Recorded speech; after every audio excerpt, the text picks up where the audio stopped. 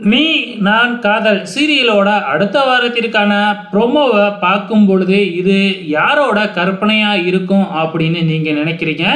கண்டிப்பாக அது வந்து பார்த்தீங்கன்னா ரியலாக நடக்கலைங்க. இது வந்து ஒருத்தவங்களோட கற்பனை தான். ஒன்று ராகவ், அப்படி இல்லை அப்படின்னா வந்து பார்த்தீங்கன்னா நம்ம முரளி. இவங்க 2 பேர்த்தோட கற்பனையாக இருக்கும். அப்படி இல்லை மிஞ்சி மிஞ்சி போனால் சுந்தரி. இவங்க 3 பேர்த்தோட கற்பனையில் யாராச்சும் ஒருத்தவங்களோட கற்பனை தான் அடுத்த வார ப்ரொமோவா நமக்கு காமிச்சிருப்பாங்க. ஸோ இந்த ப்ரொமோவில் என்ன காமிச்சிருக்காங்க அப்படின்னு பார்த்தீங்கன்னா, முரளியை வந்து பார்த்தீங்கன்னா வீட்டுக்கு அழைச்சிக்கிட்டு வராப்புல நம்ம ஆகாஷ். ஸோ அப்போ நம்ம முரளியை பார்த்த உடனே ராகவுக்கு பயங்கரமாக கோபம் வந்து எல்லாருக்கு மத்தியிலையும் முரளியை இழுத்து போட்டு அடிக்கிற மாதிரி ப்ரொமோ வந்திருக்கு. அதே டைமில் நம்ம அணுவும் அபியும் முரளியை பார்க்குறதையும் வந்து பார்த்திங்கன்னா ப்ரொமோவில் காமிச்சிருப்பாங்க.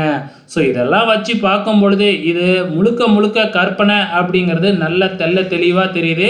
ஏன்னா அவ்வளோ சீக்கிரத்துலலாம் வந்து பார்த்திங்கன்னா உண்மையை வந்து எல்லாருக்கு மத்தியிலையும் வெளிவர்ற மாதிரிலாம் காமிக்க மாட்டாங்க.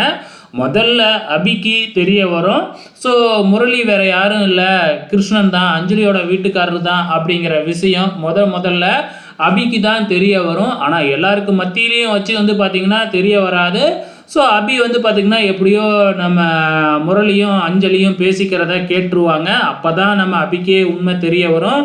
அந்த மாதிரி சீனில் தான் வந்து பார்த்திங்கன்னா ரியலாகவே உண்மை தெரிய வரப்போகுது. இது வந்து கற்பனை தான். யாரோட கற்பனையாக இருக்கும் அப்படின்னு சொல்லிட்டு மறக்காமல் இந்த வீடியோ கீழே கமெண்ட் பண்ண மறக்காதீங்க. நன்றி.